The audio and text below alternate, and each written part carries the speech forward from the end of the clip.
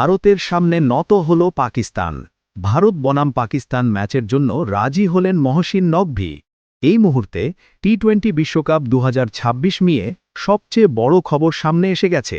ICC, PCB এবং বিসিবির বৈঠকে পাকিস্তান ক্রিকেট বোর্ডের চেয়ারম্যান মহসিন নকভি অবশেষে ভারত-পাকিস্তান ম্যাচ খেলতে রাজি হয়ে গেছেন।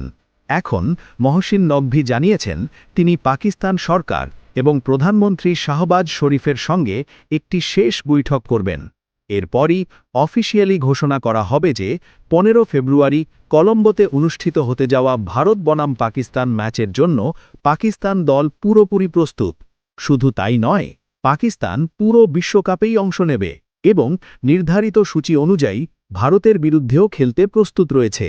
এখন পুরো বিষয়টা যদি আমরা একটু বুঝে দেখি, শুরুটা হয়েছিল শ্রীলঙ্কা ক্রিকেট বোর্ড থেকে।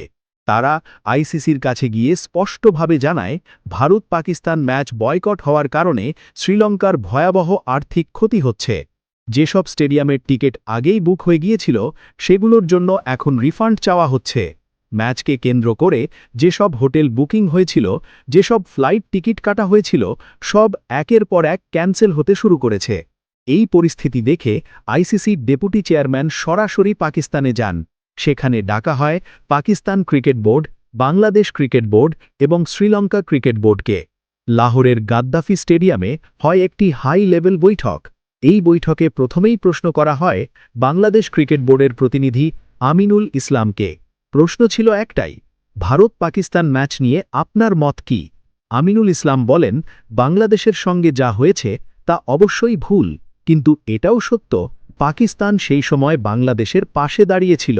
তবে এত বড় হাই ভোল্টেজ ম্যাচ মানে ভারত বনাম পাকিস্তান ম্যাচ বয়কট করা উচিত নয়, কারণ এতে শুধু ভারত, পাকিস্তান বা আইসিসি নয়, ক্ষতি হবে পুরো বিশ্ব ক্রিকেটের। ক্রিকেটের সবচেয়ে বড় ম্যাচ যদি কিছু হয় তাহলে সেটা একটাই, ভারত বনাম পাকিস্তান।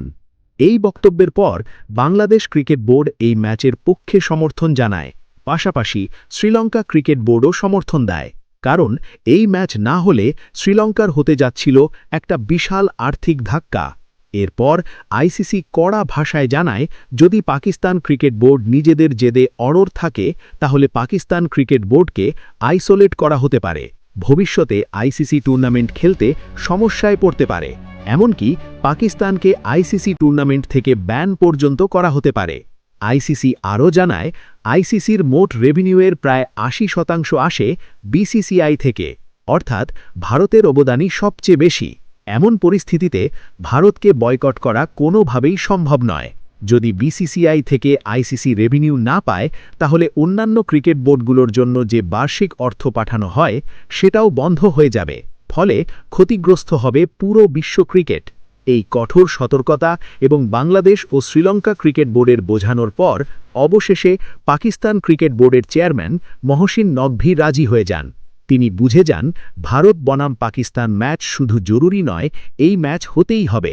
এখন মহসিন নকভি জানিয়েছেন তিনি পাকিস্তান সরকার এবং প্রধানমন্ত্রী শাহবাজ শরীফের সঙ্গে শেষবারের মতো বৈঠক করবেন। তারপরই অফিসিয়ালি ঘোষণা করবেন যে 15 ফেব্রুয়ারি কলম্বোতে ভারত বনাম পাকিস্তান ম্যাচের জন্য পাকিস্তান দল সম্পূর্ণ প্রস্তুত। তারা পুরো বিশ্বকাপ খেলবে এবং ভারতের বিরুদ্ধে নির্ধারিত সূচি অনুযায়ী ম্যাচ খেলতেও প্রস্তুত রয়েছে। এখন প্রশ্ন একটাই, পাকিস্তানের এই পুরো নাটক নিয়ে আপনার মতামত কি? কমেন্ট করে আমাদের অবশ্যই জানান। এমনই সব লেটেস্ট ক্রিকেট ও বিশ্বকাপ আপডেট পেতে এখনই চ্যানেলটি সাবস্ক্রাইব করে রাখুন। ধন্যবাদ। জয় হিন্দ।